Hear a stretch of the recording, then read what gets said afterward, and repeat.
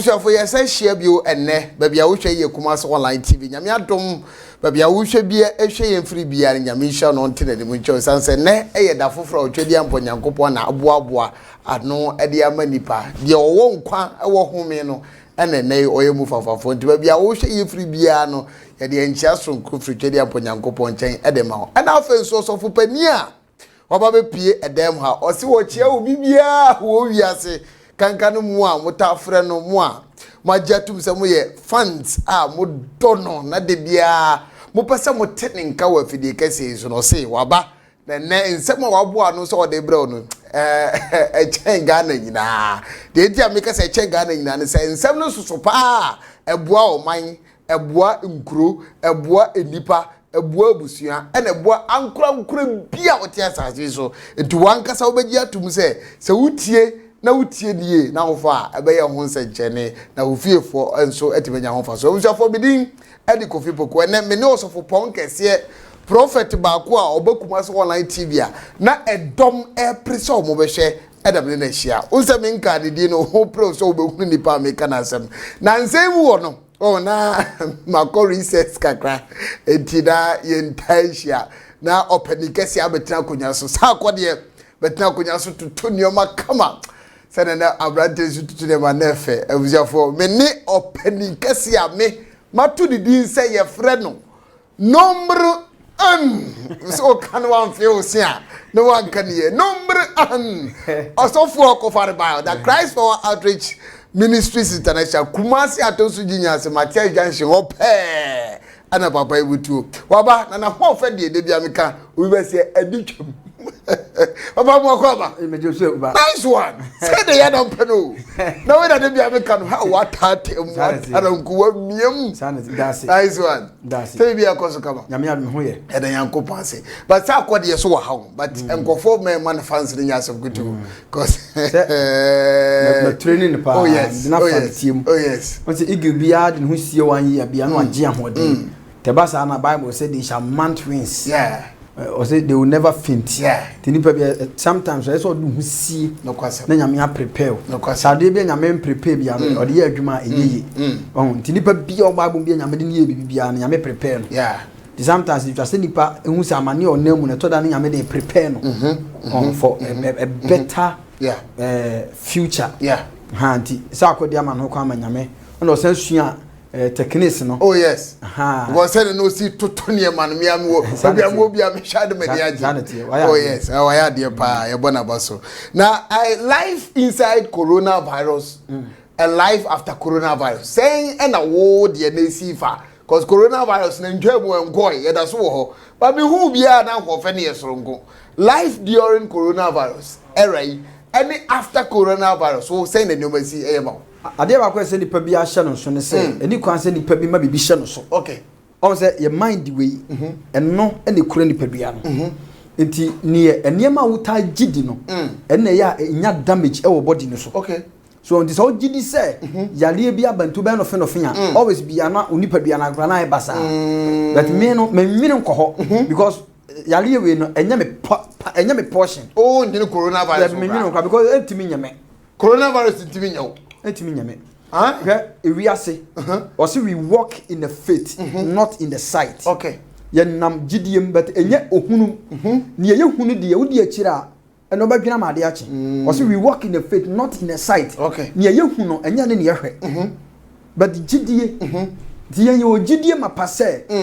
Kristo enti yade ne ntimi nya also misrim yade boni a me de call mo so no memma bi emma mu Israel fo so eti nyame ahye yebo ama assurance say yale boni e beba no o ma bi nka Christopher okay now what you believe with your mind determines your future okay so did this coronavirus betima your dia so shall it be okay but me nyindi and am nyintum say betima me because it's not my portion okay yes I will say for this is the starting point of whatever discussion and eba be cause na nsem no de ya hye de achiche na kese pa a ye ba be sanem dia ma otuma bia wo bia ne hye ne nso obi a wo hwe bia wo de chefa na ye be kokọ ye chi nkakra papa imre bi atwam haya on the same seat a ote so de ni didi nkomo bi e ma ne ka nyankopon tirimu pod de oba be ye wiase ene de ba be sie e kire yen na nyamienim no kradi ya tete ho ya ye de ani hwe na time no ethical na emre no kwa na ekono a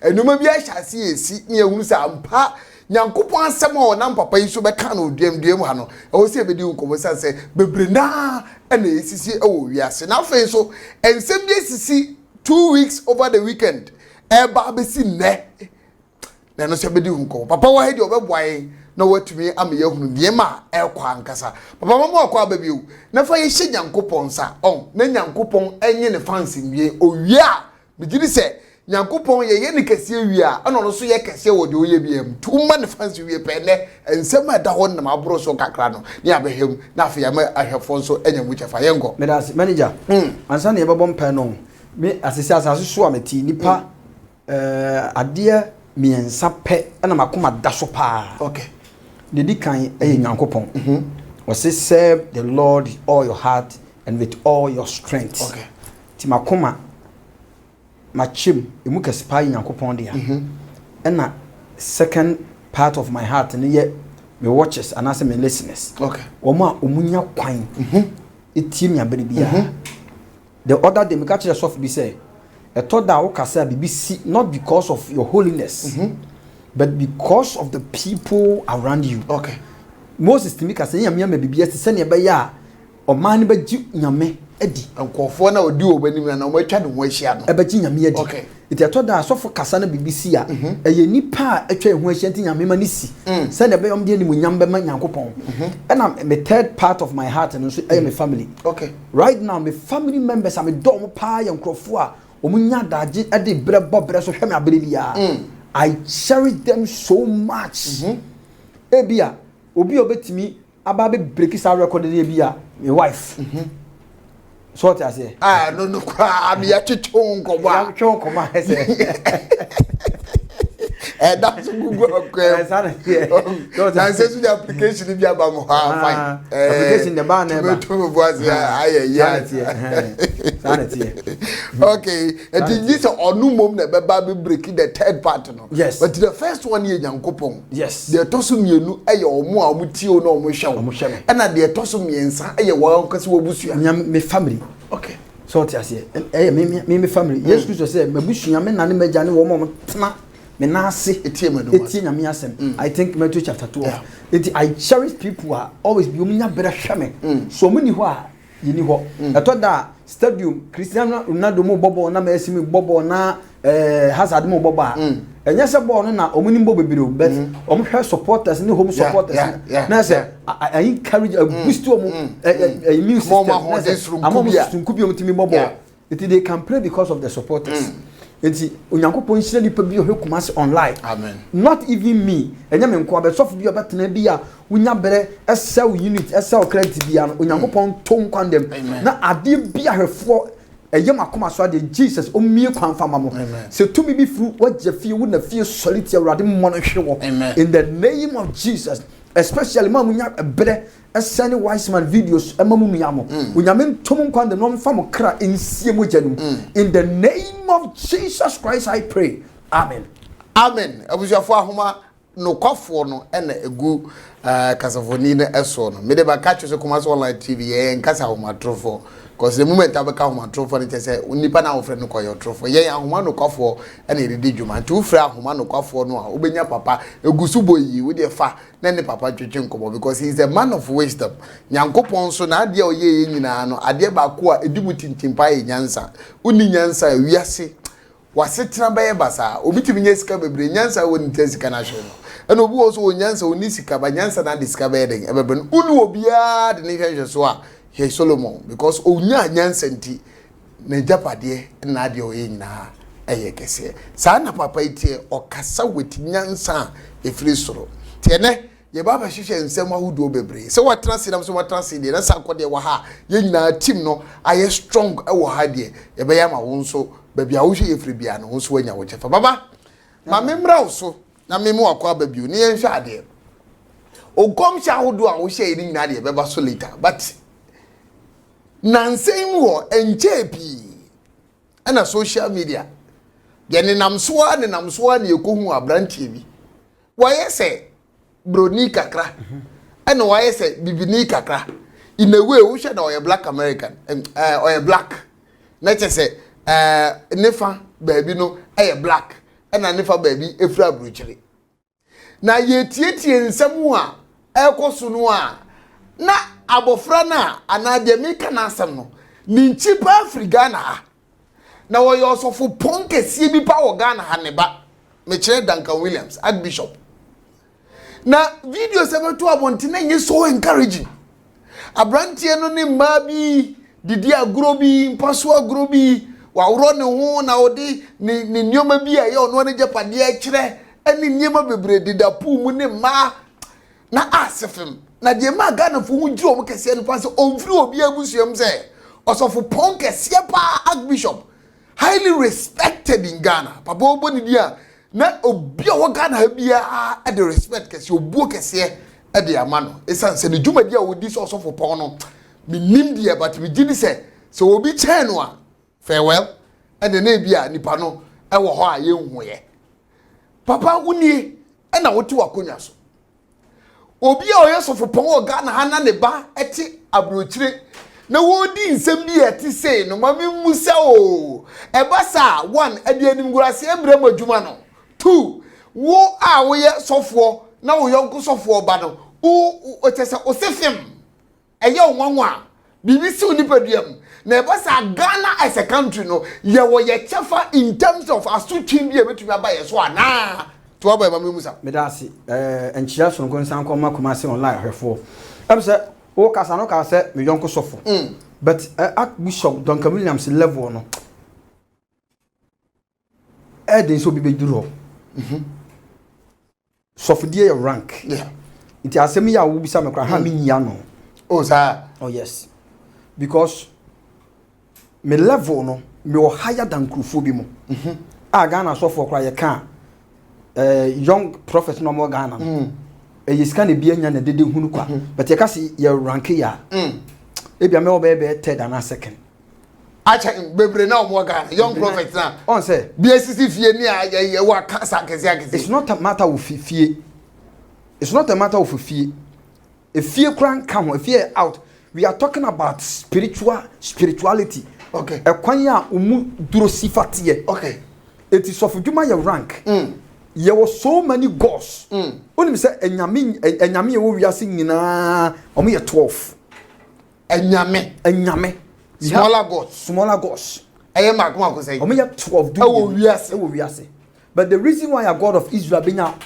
mighty almighty God ne say enyame ni nyina no on the do ma no okay eno benya almighty God there's enyame a oye the creator of the universe enyame bebre ewo ho ebi ye fallen Jesus no meda na enyame ebi ye genius eno mo ye enyame te enyame bebre ho nti enyame mu kura na your rank okay sana angels ni your rank your angel bu ho a oye angel o serve nyame beto hu nyame da ade oni soro o soro beto hu nyame ana on fa na ni hu nyame on fa na ni hu nyame da o hu nyankopon on say ye was ha say e stadium on say at stadium on say stadium light say sha e show the nearest place a bit say atonsu of krofrom asokwa ene ni important what say amakom wo asonse kakra bi kro timi show kakra ma wu because of say ade ne tower e one it light no so blinke ma wu but commercial online says light no so ye de gina se pe okay it ye hu se ne light bit ma kan no dudu nyina okay but so bi was kwa ohu na afa obi of krofrom a ohu no afa oni min stadium light aso but the kwen fa so no ene se ne po ne tie no but ni ohu aye light na true no okay abofo no bi ni hu nyame wo afa omo hu nyame face to face da okay eti abofo no the anointing chalabion one day be kan one sem okay sa rank na Lucifer one a higher rank okay the anointing chalabion omo ene wo nipa anim omo nipa nsa omo jata anim omo wo nantwi anim omo wo yaka okode anim anointing chalabion Lucifer no sa rank no okay your salafim your matron your angels bebre omo de omo nyame daily okay but small angels no the strongest your angel the strongest your destiny okay eti akufo the angel di na chi no Enye bi ne di normal person echi. Aye president Akufo. Aye president Akufo. So we greater, we you great. Nice so no odi ade bi anim obetuma di nkunim saa. Obedi nkunim saa because saa ne yabo no. The greater your destiny, the greater your angel. Eti nipa bi ya na brabo ntimi mpagya no, ne angel no bibia block no. Remember said the other day, Ebra Daniel bom pay 21 days and muaye ne ba no shas ye pe. Ene nyame di muaye ne ma, inji Gabriel so mfa muaye ne mra, but oba no. Bible said Persia mapon ba be che no. Okay. And Gabriel is one of the archangels in heaven. It takes an angelic intervention. Okay. And son of Gabriel is release. Ono ko ye archangel no ye che no. Enipa bebre wasase so ntimi mpagya na brabo ntimi mpagya. Senkunbie se ba na bibia ba besi. Na angel na o link to the destiny no. Ya broken no. The person is living without angels. Okay. That's what was here. Obi wana ka wose ko timi tre eye kase pa but ni angels no and a bibia block angels so ma tre wo so obotre ma nipa no so ye timi reflect one abrabom no entumi nko so. Yes. Because ade bi baba nipa destiny so bi afiri soro na eba. Okay. Until no say enema pa ane enema ye panyina afiri ja. Ni nche na eba. Ti say afiri soro na eba na angel no de beba no. We week dia. Wakwan nyina den ablock te obi obaso da ne wo president obaso da ne wo Bush wo Obama wo Donald Trump wo president Akufo-Addo na setra be kase pa e kire se nipa ne ye great so we great always be you see great people in your dream. Okay. Your spiritual indication e kire se this person one day so we are be great. Eti angels na kra no rank wom sana asofudie rank wom ukọ police ana so jama ebi wa homa bebre ebi so ahoma tupe eti wa homa dodo na kire rank no yeah eti your issue bi na se eba nipa kro na asam no fa no ho no ne rank ne no rank no se okọ bia eye spiritual abomination against God. Okay. Because Don Camille Lamsinya mi co-worker but your grandfather. Okay. Eti Don Camilliam sasem no mintimi fama no ntumi bi eba sa na maya vagabond son spiritual vagabond on say David ahiniye mo no ye wo mo tu David fo Don Camilliam so on a level of people am betima tu no fo but not me obi tinchan wose na se sofo afutuo di amfa akora ho sa na te ene se sabi president Akufo-Addo ye bone ya akokase na akotu no fo. Okay. Eya ko Flaster House na kotu no fo. Can you bedding? Can you? Bedding. Adenja. So ya akora. Adenja ko. O he ba bia ne rank na du ne ba bia wo na wo so ko Flaster House ko kotu no fo na. Enti o rank bia the president of the state fuma. Your microphone ne president who the same ranker. Ahom betu no. O betu pani no fo. But wo papa chekwa wo mantria bi no. You don't have the right. You may have the idea to advise the president. But since you may not have the access to go there, it I say we keep advice. Okay. A foot will be no upper foot. But oh papa penny now go to no for no. Shasa or your level and answer on your level. Asophobi just they just talk anyhow. But I say so asophobi now be a can your pay for say issue. Sophobia abekwa kasa asem maybe ni sabi onim nyansa. So obeka Duncan Williams bana asem ni bi. Obeka opani e matete. Yaka se e matete a. E matete. Eti sabi eburu wonya nkraman. Eto da wonya nkraman se kraman nani be yeden. Obi de ne kraman hyebuom. Ni e opɛ kraman se nkanani be yeden. But kraman ni pɛ ba wo mpo. Eye kraman ni nature. Ni wura no pɛ se nko betete kraman no. E kwan obafa so obepo. Oja fie ma na kwan obafa so o ma ho nya den. Enwura fie o. Obi ayusu police dog, Doberman, bulldog.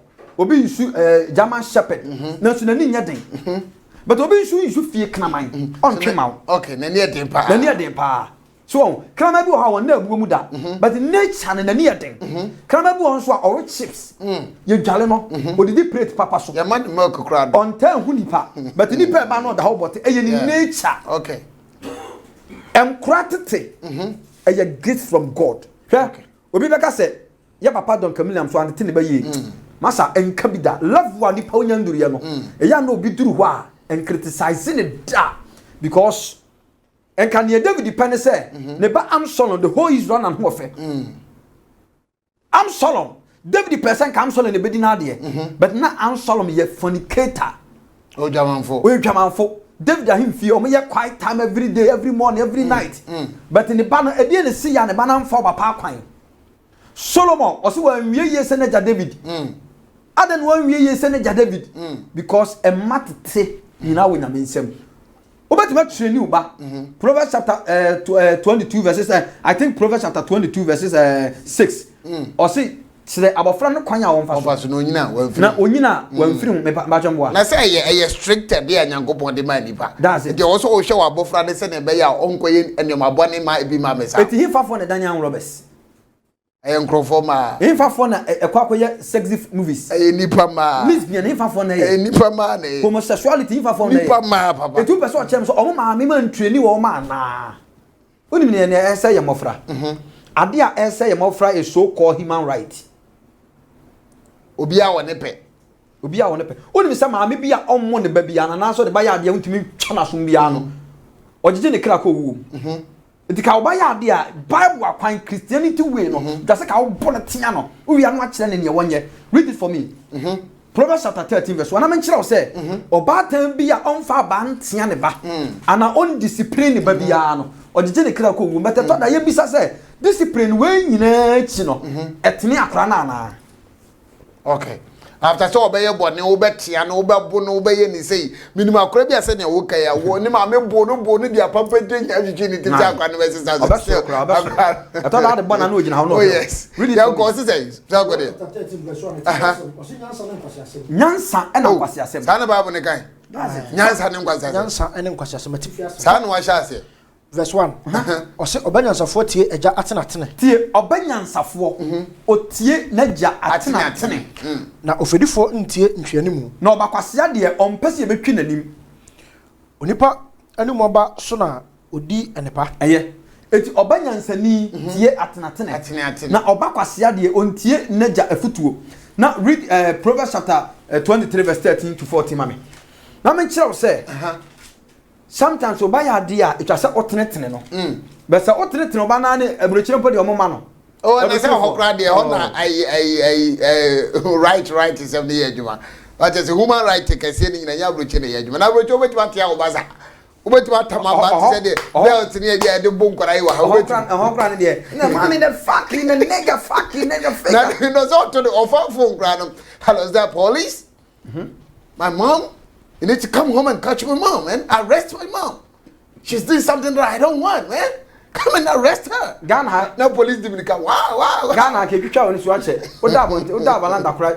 Na papa mi gradi o say amebo. Ozo o tia ne ba not every US about Ghana no abempo no. Because elutina anti abrochire form hwem sabre no. Teach your son, your daughters in the ways of God. Yeah. Nipa bia hwem bia no. Omere wa bompuma nkokora abremu puma eya wo ma okay anuti ni oba akokora eba abere wa anya somufo no na di firem obre cause opobi ama na sonimu abra ne nan kruma mu ahojo ha na de ne ko eti nipa bia wo hwem bia no ma wani nko omma ho efisa bonsam opaw no wanya wa no de nani bra fa omma so o de adwama ewuro omumu o de lesbian ewuro omumu o de drugs ewuro ankranum oh your effort to be out and so but still when something the target your man Duncan Williams is the most powerful man of God onya sofiketo a be kan say o lower rank and so hwe ba bia otamfo no say for de ne ya kwakofa ne baso pe wo that wo say papa ne de onya betene ma okay sometimes ya kwa so ne ya bompa ya erade ya bompa yo ya dwuma o ya wale o and we forget our children manu semna no aka ne baba ni eja nkura no ni empabo ayebo nyina yeye die ye nkoso awurade madwuma mi peka asato mi pefie madwuma nkosoro but forgetting say so obunsa betuma sai wa brabo asai nyoma wo penyina betuma na moba so asai that's it only say ebrochire for bebere hwem right now omo pray because foundation na on papa lay ma on poor foundation yeah so wo maame bi otimi soli gina wachi kompai bo wo maame bi otisa Rebecca maame Rebecca o se no mi bi baba bi yemra me so akwan bi mefa so ma destiny abam bia no mefa so na Rebecca akobom paye no akobisa nyame ho akwankere so wo nya maame otimi soli gina bom paye ma kompai bo ma wo echiri ma wa because echiri anya akonfo ne abosonfo but okonya me fie bom pe ma wa you are highly privileged but you go share ma me a you only my esam nim sika you only my mengel asa me moto asa me sika asa so go share sa ma me bi with that prayer we are the devil's cake odachi a bleak odachi a break because we need support when Peter became weak Acts chapter 12 e be la chi Peter no osena na need asoasa because prison no wura no obi nko ho ma James ko ye twanity eti Peter wura na Peter nim say need asoasa but osi and the church prayed for Peter and the night that Peter was about to deliver to kill an angel of God appears so the angel of God appears because of the a certain people's prayer. So when you have a mother who can pray to support you spiritually, you are highly privileged. Eti awfa mo hweme no, mama ye nim kwa ye ma ho because metimi aka ya papa Duncan Williams ba nanim. Because me rank was soro chen. But papa ne de onye at fault. And na me person be say can't we attack the message by the messenger because ye share abrantie no ono akwadi sa adwuma no na ne papa mom na ye feel say oye kase enti yentumi nka na asem a abrantie na oye sa de na de nuguase ba enti yentumi nka se bi kwan na wo fa so de oye because a typical example is what happened in the Bible during the days of Eli. Nyankopon ka kire ni place nam say wantiti ni ma ye enti obekunu no okonema enti yentumi a aka say abrantie de oye no odi gudi papa anim ase dodo a ye betumi attack de oye na na odi gudi papa anim ase but we ofui and the tifom and o twi ne to and o ma me so ofui sole na oto homa betete o se ma me ya ma na hyew so you get what I'm saying you get what I'm saying I get it you get what I'm saying I get it that's it ofui otene to na o twi fom and o ma me se ofui jai na oto homa be sei o se ma me ya ma na hyew mo atwe kata hwe abofre shawo so ye de hye no question na empanifo so ka asemi tena se ka asemi se se biebu se bieku se ensuo eyira ene be hu ba bia de bo de hu no be fa sanso na se bieburu se emframa ba ene be hu akokoto na ni abofra ne ye no ene ohu side effect e de se be ma ohwe se good movies na odwetwe ne be ma oba ode artificial panisi wo won ho o da chin sunsanso be ba so but ene die ohu hwe ni akra na ye no ene die nipa ni binum beka se odi gu papa ni mase but akura no ni future ababe dani kotwa also last time I catch you say bonsam power hwe right now God bonsam he knows the rules of engagement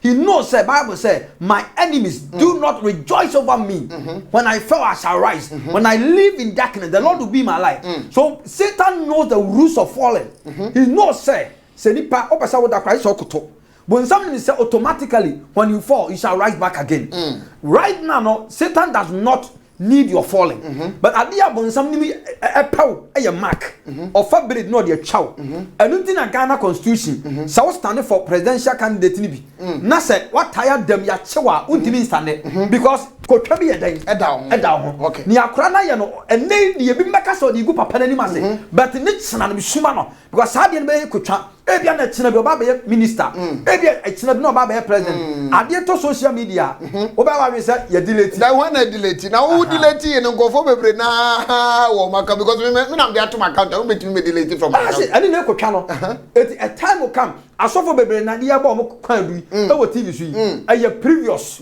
enema bi asia cham eti nipa bi ade bi nipa ye ne bia no ontena se hu sensunsu aso bone ye den e wo ho se open power ma be careful and then the remember say when you are not there the way out training you man they are going to suffer because no wabusia your yire ukunu and na ma abusia something na abusia mu kwaye and you bebere sisim na no it does not exist eti mo woni nko o family ho wabusia o ma no mo woni nko om ho so wo bibi spend usika ma nya wo ma ni nyanse ye fresh of always be yanko ade ne hwehwe wo dia wodi nchine boto enche na wodi nkra oni asase di nkra wo mo ye important pa ya wo ma o se atenefo asefo be yanka yedum asase so na obaniefo asefo de betwa It is one training money ya that no uni generosity uni generation bia because o man na o be wa ba be sha wani munyam no o ma say they are no more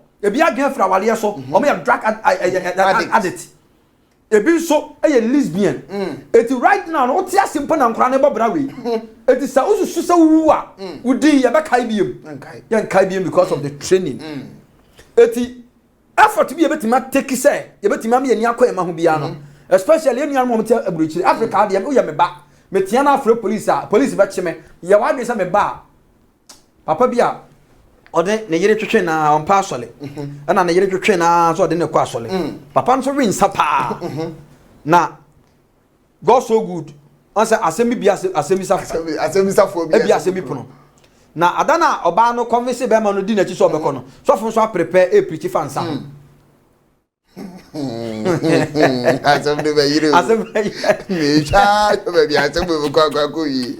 Yeah. That's how we preach fans ho. Ba man so win sample. Wa twene afimi enu ba man nko asole. Eti ada ba man ye na jo be di oba na chi akon. So so prepare ene jansa no akotu Isaiah chapter 11 verse 5. Akotu Isaiah 5:11. Munue mo am solid din say machi no akotu fan san dey man ye wo say ye. Eti wa no say be jimifo. To mo kwa asole ba man ti say. Oti memem. Ono ba no so tim mem. Eti so fu no preach ya no. Oba ne ko hwe say ne ni kura ni maye. To hwe ni kura yin say.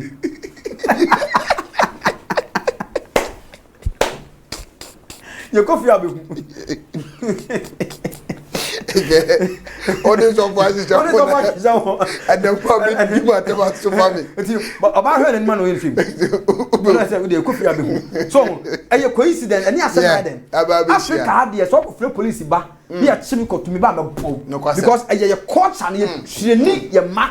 O ka sa me kon me wie on. Wo dey me kwaba. Wo hu di ebesi. I so to them ho. But Europe any aburuchi tena ama ye mano asem so called human rights ti akra ni 16 year o ma me the life amano ana enkura mu ni 16 15 year ye mo mobile phone ene na essay ye mano on man na fofo. Do you know the kind of friends your children mingle out with? You have to know all their friends. Edipa na oba no e bia wa training akra ni ye because baby e ta ko fa abrabobone pa e ye nanfufuom na school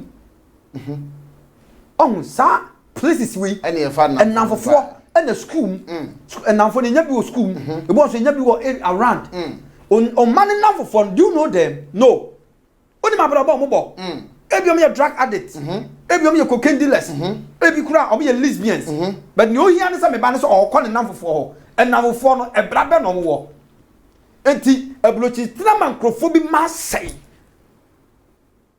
etasi e training ye ma e wonyam shiro kwan so tama o man da important o man na fofo etwase wo hu sawoti ase eni kwa se enkra ne use phone na no me duru akra ketua bia na me gina na chi o ma me phone kura no na me se oba bi sana no to soso e na wo hwe na me se wa woro no ho no wosa akra ketua 2 years me hwa wa buka se nikam wow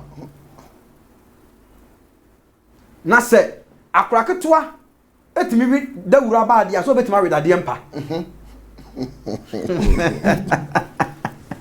na se social media papa bi kura ai golda e no kura su golda odi nsuo ni ma akwana na akwana bo atoche odi golda ni shede nu anu aba nu na oje oba we oyi golda na akwana ni betime su sa odi nsuo ni ma na no aba atoche odi ma de kro akwana no the spirit of alcoholism o akwa kitikiti we o spirit of alcoholism I different between nsuo ni enenza eti sakro we use abraba be no bebo wo be kom no na ya de o maame no pata ye den eye okay akwa ketu o kro maame phone na o twe ne be ma me sere ahwefo sesie ya me ka sei me gina Awurade Yesu Kristo ni boburo hu adom so sere mo se mon training mo mane ye Proverbs 22 verse 6 siraba frano kwanya omfaso no nyina wanfiri ho sa asem ya wukai ana me ntimi ho ase because Bible ne ye ma before ngo ana. I'm asking this because you say I Jimmy Sembata abofra koma ho. Yes aso aba and ye free ho. Abrochire so how dare you so bit my peja ba na belt kwa so do the boba. But in African soil, sa de ne ye e de trentre mano na etumi a kire omo kwampa wo so be de mfa so. Etumi bu say Bible asem na o kan no. Abrofo man ka ho ana. Before de nko na Nyankopon ka no chose mu ana. Abrofo e ma ka ho but on say broni eye nipa bi on pebere. Always be obese nipa live good. Ene na serious no. Nti akraketoa na ya kire ni tuoto. O kan say bi. Say Christo ni so babo no ba. Let's see. Read it for me. Proverbs 13:24. Na hwe. Proverbs 13:24. Proverbs 13:24. Do me a do me say you Proverbs 13:24. Me ba church.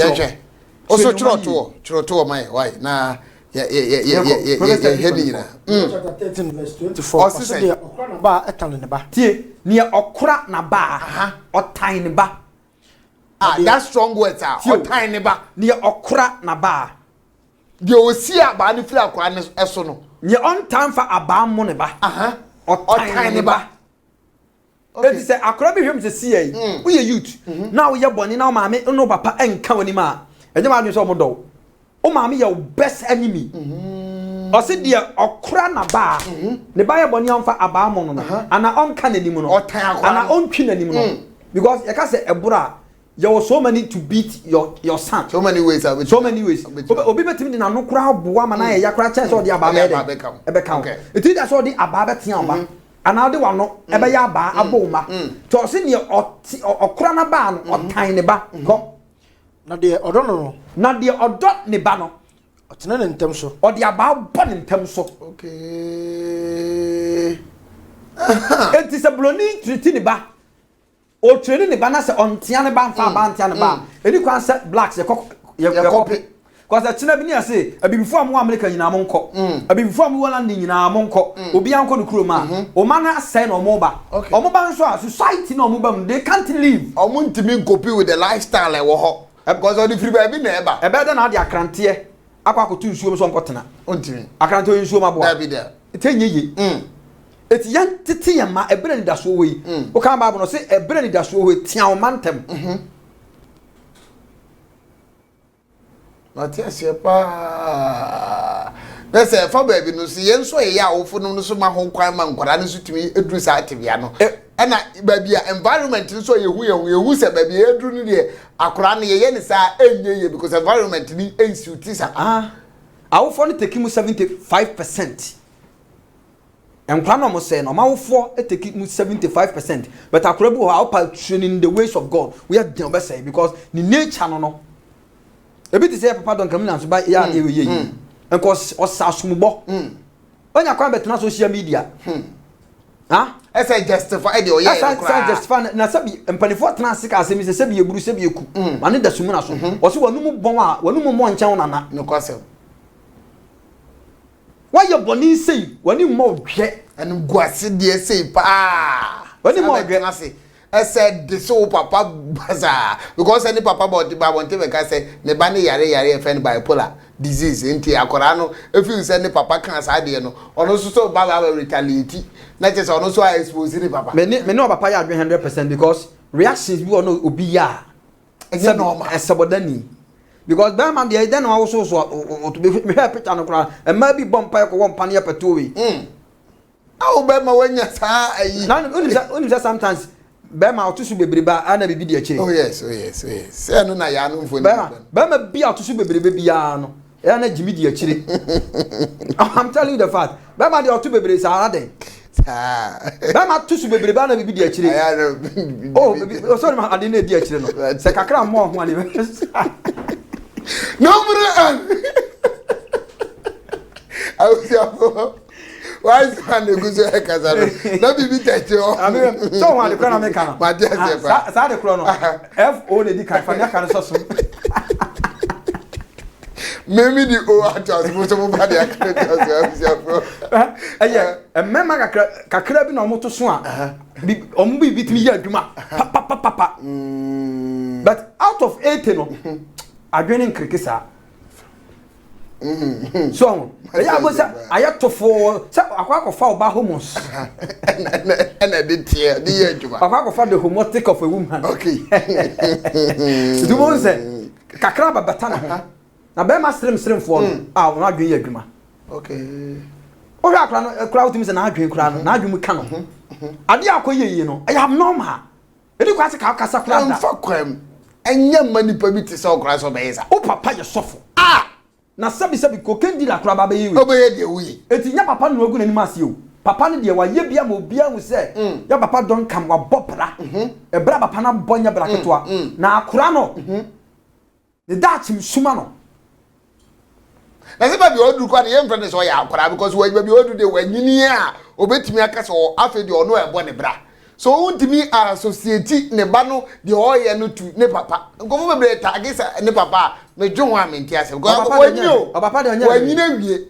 se ne brand de site de wanyina wie papa nya hwe ko don kamia so uti akra ne kasa o se opie kro papa ma security fo di na chi ade a mi obi ama na ye me bie na wo benya sa wo pie na bodyguard di wa chi wo benya omo aye no omo ko school na omo ti say na wo so life decent omo life decent ne papa check ni bibia correctly ti papa ni protect ni ba no but through friendship and now for some ebi na me ka no me come madam fu ho mi wura ha me ba ha phone so na kura no so no omo ni bebre sua ne ma phone na akura o class 3 class 4 na ne papa ma ne phone ama ne phone a o de nam smartphone ye kan ye say a computer world nti ye ma akura ne adwumum bie with the phone you know the obetum dia ma me ne vision ni so the phone ma ne ba no dia ye research but here is the case ma me ne kwa adwuma phone no de hwede o de ye den eti mesram wo amohwe mo ama no ne mo na mo ma no ta se pa efi na ko obi ahwe mabulichi bi akopɛ boys abre ni bi ma no boys abre ne de o de twi bi nye we bi nye hia ne ye ko o de ko hwede akademi o fu bi e Mahama Ferry we nya se mu poti o da se ba kuro bu azana na o poti o ene kura wa battery ni afibo sonti to the manual bibio ni o kwa go he opani on eti o se kan Proverbs chapter 12 ma me he on say ye ma Solomon ye wiase nyansafo ne say the good training and a training na wanfa anya adwuma edu ba bi e failure no na ma no kyro say nyansasem yi okay eti Solomon e tufo efa ekwan ba fa so ade to ma ho a onim ye woka Proverbs chapter 12 ko o say Proverbs chapter 12 ati fiasem o se onyansafo ne okwasea esu onyansafo ne kwasea su de odo atenatene donim de eti akora bi a o ma metenetene na otie bia no odonim de na de otane animka aya aboa na nipa bi a o ma metea na o mpe bia o ya aboa me na mtwero mi da bi no na te se ma me ne ye na afa budi akora ne o sa akora ne so so be fa na o de aye adwuma etwa so fa na o de adwuma kwa so ma metenetene na afa we nyansafo na ma metea na so amfa wo ya aboa eti nyam na meka wa anya wa o Bible na eka eti nipa bia on partner tini bia o ya aboa o se David can say your rod and your staff they comforted me baba na opuma ena chiche me re poma ni gina ma the word ena aba ni gina ma spirit David person kire say dwanhefo bia wa aba mienu aba ba ko na ye poma no eno kotokoro wa no enwale timi di agro ko hye enkyekirem kasenkasem oho no di panu timi wura ho ko yi aboa no etitwa sa wo de aba na kotokoro wa no no wo de so aboa no ko no atwena firi kasenkasem ni maba eno ye instructions eno ye direction a wo maame no papa de ma wo eyi wo free brabo ni bi ho but that told dance so aboa no onko kasenkasem but omo pempem ho etwa se dwanhefo no de aba no ye den ebom wan mo mu se ni omo ye ne nye den enye eti nyame asem edalete yen nyame asem esanbo yen eti nipa bi ti wiase na o se me de abraba mebo me ya bone am obi nka am obi ntumi fo akora bi ya mone chem so o maame age atumi se me ba di ya mone chem so me ba di o ka na asem na ne buafu me suma maame na wiye ye me suma papa na wiye ye ena di o ti ase na tsina uwachi ena abehu etian tia ye ma na mofra no nso ye ntie ya wo fom asem na bible ya mfa ya ntoto mmoa ho week ye mu enye danka Williams ye archbishop de nkwa ne bae ye nya a certain honorable candidate Japan no so ka ne ba asem se ne ba no so tia mo no ne ende baba enya right ade na papa ne oh se ne ne bi se wan ka se obi ade na papa ne ye o ka kire ne ba no no abie kaya ha no abie kaya ha no abie uti ade na papa ne ye ewura ka ne Japan ye no anya ade ade na Ghana fo ebi mehu wo mu a obi ya ade a wanya ade ne tia wanya ade ne se panifo se bieku emensem e wo bi afie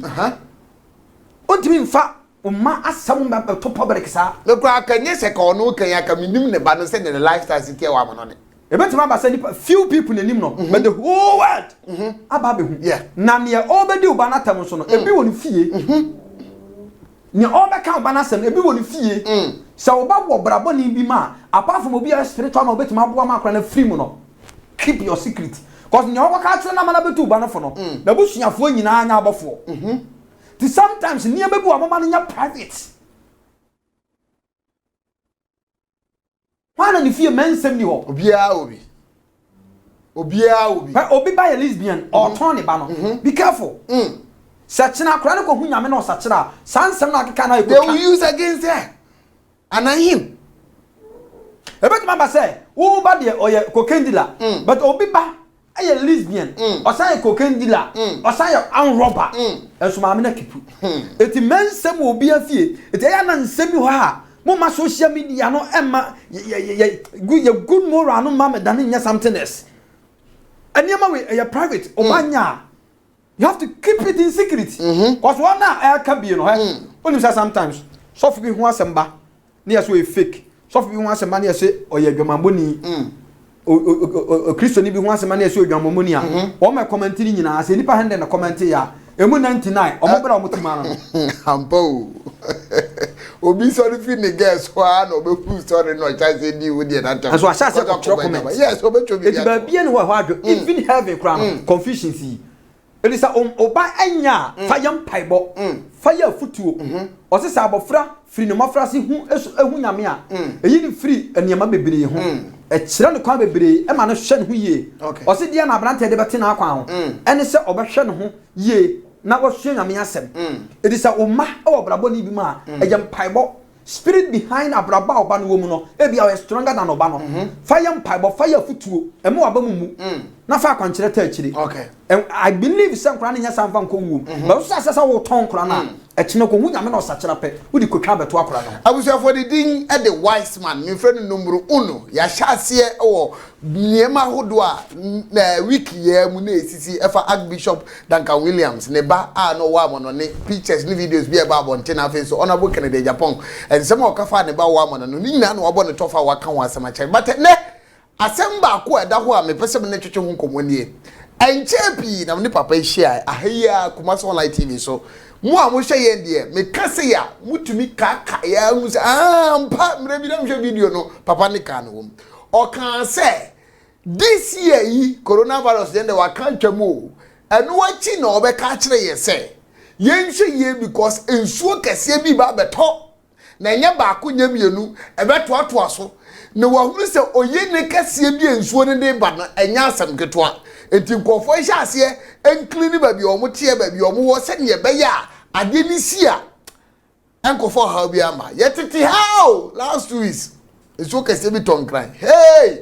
pictures no enya appetizing na ulim say videos ni nya appetizing prophecy nam de mama ya wode twam yi na Awurade ba me nche be ka kire me say the spirit of the Lord just ministered to me and Awurade won ka kire me say san commissioner me share no ye ba ya nsuo kase to e ma no to borogwa me ni mienu ka na esi ye bi da Awurade ka kire me ya wode twam say afi na sa prophecy be fulfill now wo ma mo hwe weda so ye from say meteorologist for nipa bia ha se na mhia bloggers asema me kan de se bloggers for mo fa bebia mo bia mo mfre mese kura san ma musika a ha se na bloggers mfa asema me kan nya adwuma afei na sensuo ne bere aso na Ghanaians ye feed do men to sabi na ensuo na hu se airton opani me hu se asase providing nsuo pie and I got this as providing nsuo pie na ensuo no hyase to 5 o'clock sa to ma de chen da bio eye de atwam no na wo kan wasama na de e baba foforo ne me share ho nkom no ne beba bebaye eye ho mframa keke the bonifa ne cutting razor eno ye ho mframa but the main one angasa no aso from this month e free na make say dey ko etimi sra ye mpanifo say ya data sine won kan ni Kumasi no a mu atwoku no yan hyase ma Accra eme ani Kumasi keme an hyase yi gata sine mu na face ade na ye de buy na every Saturday bia na ye tiga temu yi no mo ma ye ma coronavirus we no e ma devil enya upper hand in Ghana asama mi kai me bofu a me ne ye adwuma me kan ho ntam say ne me kai I see a disaster in Ghana by rain fall sama mi kan efiri na de ko ensuo jampantu du amframa wom ebeto it will destroy a lot of properties gata sine mu achoku yen hyase ntitim o say sisu dua bio me san sisu dua bio gata sina emu achoku yen hyase ntitim na gata sinu nya free na baby bia nsuo wa betimi penetrating border bia no mo mi enkro so saa borders because me say I say a lot of properties it nyame ka kire me pain say saa prophecy na previous me kan no afei na ne braso o kan o ka akra kuma say ay register no we na e ba be si wo so ana say sabonsam ebe take nation or take from capital town not their bad next to capital town on say Kumasi next to Accra it any attack bia anything na yale na ekoso no Accra ni Kumasi na yekese na yekese why because the bigger your city the bigger your people so what I say enti Kumasi son enkran son no bia no frekurasi na bulo chire any Kumasi na senkran ana no free Kumasi na enkran so na bulo chire ni amono ne enti Kumasi fo bulo chire Kumasi na enkran ana oba ha wodi afe Ethiopia de nani chire Kumasi anasan kan. It's a bonsamo take nation or take from capital town. Because all of it must say a lot of properties and a lot of people. And this is what I saw. Eti enye nsu anyankopon na beto na de ba obonsam na ba beto de asa ade. Obonsam tonsuo da omo awia da. Bonsam mo ade bia wasase su da. But ade anyame abon owuram no amana e fake. Matiase. Ultimate maka so ko top ma me fanya kwankyere. There is nothing wrong. Bonsam abo da. But maka so ko toy na mfa bonsam abo oyeda. Bonsam mo bibia da. From Genesis to Revelation, including the 33 lost books of the prophet na ye free mu no. Ni nyina mu bia ni wa chesa bonsam abo ade da. But ni nyame anu awuram no amana e fake. Na ye ni pamso the third dance a sabi ye gya nyansan we echi. Say ye hu sensuo toto. Gata simu choku so be ye ma abuso aba be fa ye. It's a thought that young as an India yanti, and I'm sure be for mine. Every some sending, I mean, sending. Now, and you may be a number of yen.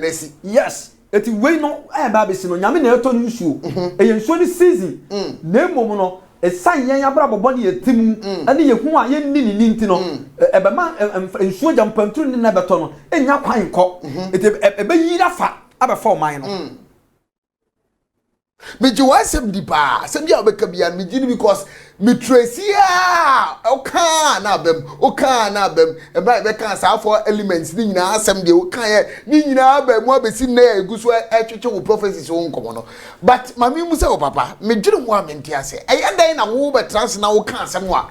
A timmy bum, may you to be transit do more dance here, near then when you said, my young couple, by a bit of a kind, mo. And see, yes, and see.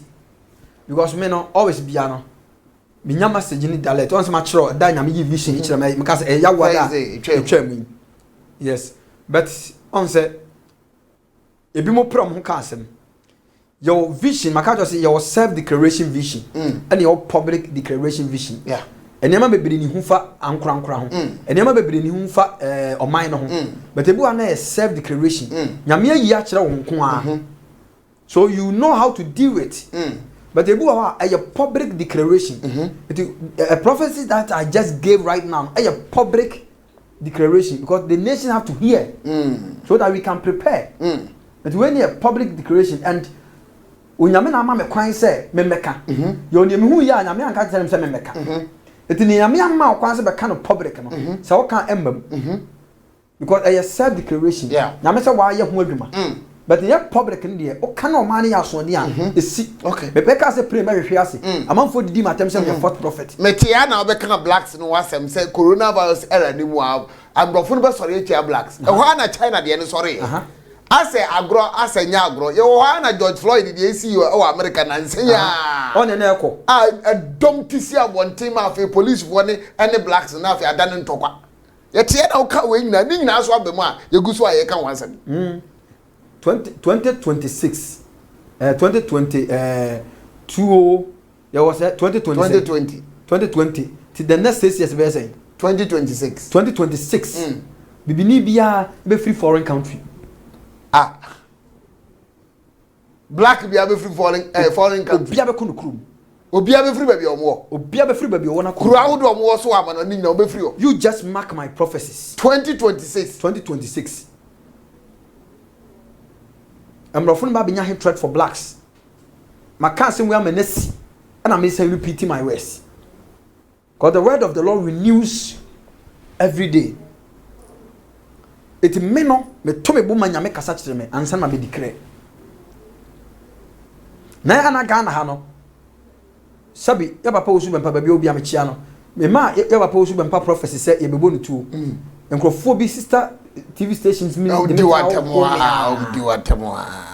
but eba mu wie no o ma nka bi ti bibini bi apa no yonko bibini damfo but they say nipa bi hu say nipa bi ana emprado do nipa town na wo ye kese no kwasem etimi de me found ba bobo ma baso but nyama hu maka it disaster no bere aso timi sira mu Ghana fo mu ni ehuni mu mi yi gatam aso le fo ye fe ehunyim ese nso yiri na se fa man na se ese wu ne bi fa wu ne bi a obesu aka se nyame na age we nyame na age esubu ha ya ne nkwase esu yakwa ya se mu mi nya su ene nyame na age nyame na afa ewu bu ha nyame nsanim na bo nsan so nya den enim eye wa na ko fa wu no ma ho ye wowu na me de kunipa ye wowu a ebonsam de kunipa na ewududo na ye ya obi ti won ti type no onko hospital ko ye check up otwa e bia na typhoid bia na ulcer bia na say liver problem ni na na kuno e de ni to wi na afi yakopa bonsam na de ahye no yakopa bro obi owu fia wo bo bra ni na de ahye no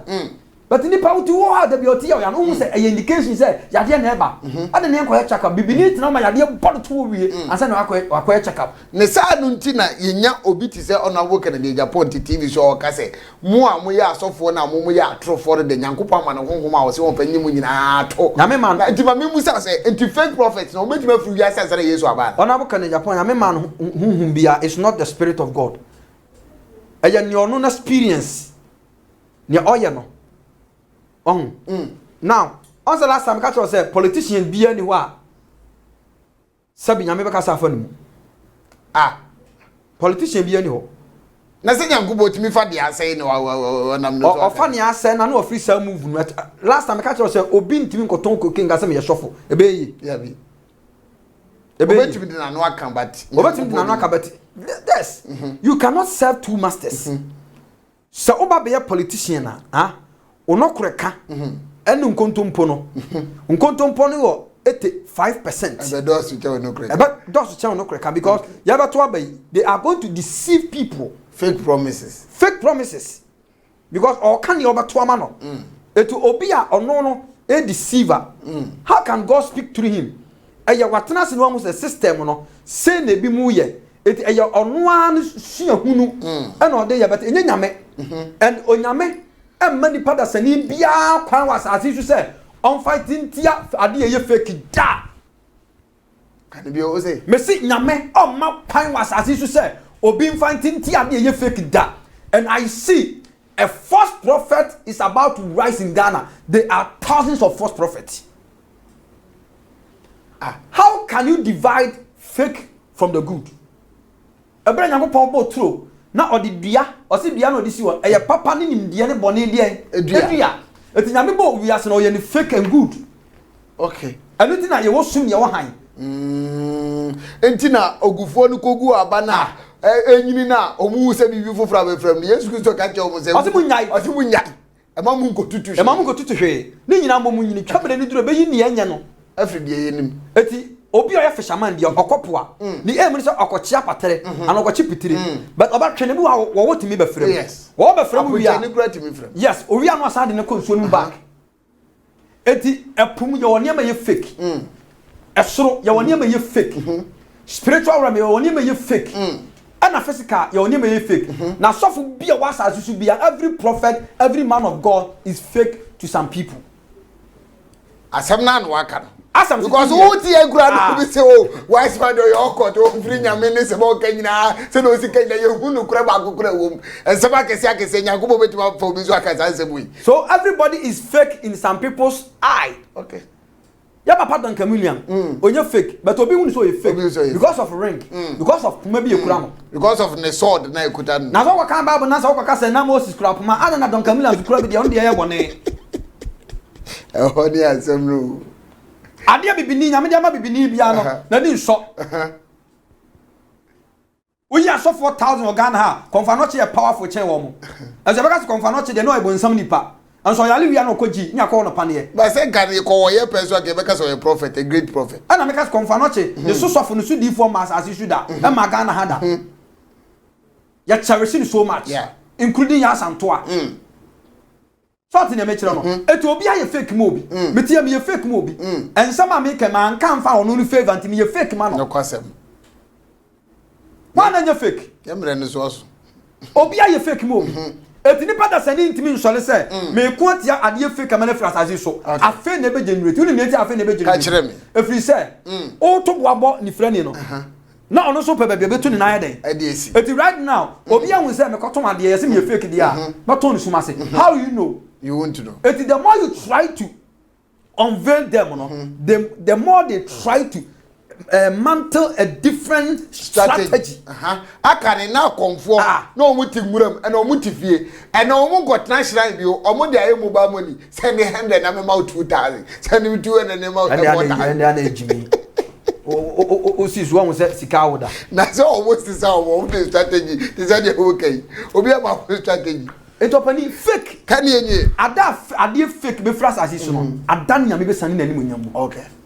So far as say you want anadwo you want we ane there fake and the darkness stand for fake and the light stand for genuine etu nyankopon oye genuine and oye fake abofo kra fake wom and a genuine wom etu your fake prophet and your genuine prophet eto da omo ne yes to distinguish between the fake and the good no unless you have a discernment spirit okay. Maybe you can classify me as a fake. I don't care. Because I know now frame me. I believe in direction. Yeah. Sure. What my abubo mudini now? I feel no masole baby pija. Obinim. Reverend Obofo. Niger Gaze. Obotu. Hambio. Ode mumu boa. Enko bebia. The fake is there to demonstrate the genuine. Okay. So when there is no fake, there is no genuine. But in the aircraft, you know, a lighting a packram more because of what dinner book on your day. Oh, who that? So, Baba said, or to say, 30 seconds never ye, and no one gassa. Yango Ponson, the paper here must online. Yango Pon Tomon Quandem, now on Pajamo. Young first young Popon City and Maye. I have from near Ninkobo, but Pia will be a maintain and Minchro. Ma, Moncata, Samai Basta, in the name of Jesus. Why are dear that's my dear? Out in the name of Jesus Christ. Nipa Bia, when a liver problem, heart problem, kidney failure, I lose that spirit in the name of Jesus Christ. Why when somebody else when you good muscle, or dear Kamaya good muscle, or then Sanoma good muscle, by the reason and the efficacy of the blood. In the name of Jesus, I pray with thanksgiving. Amen. Niding added numero uno, Bakope, wise man God down so training nature, never wise man, Yankupon di Nyansa, a senka at the adomno. And I can be a wow to one with this wow suti. I didn't Casawati. Friend any ninko the number ne bukas of odino sono o friend as wise man the any the nyankopon me pese nyankopon na mo so ye mamini na nyankopon na me so be ya mo wade e ama o yo difo na asem o ka no e kwa akire nyame enhia no tena nim chew sa akode so be kai nsa e ma o kenka chosem ne kama medin e de kofi poku Kumasi Online TV e na oguso a wo hwe me sra wo ye app no ababedwa your app na ba the wow use Google a smartphone biano ko Play Store Google Play Store na download the Kumasi Online na obenya your YouTube account no also ubegunu your website no also ubegu Kumasi online radio pa tie nnwom a nnwom masa kone ko tie bi na twi bi eto phone so na de bia wo hunu nnwom apa Kumasi online TV ya de bro nyame ncha no tene nche du besia na da foforo ya de mato so bye bye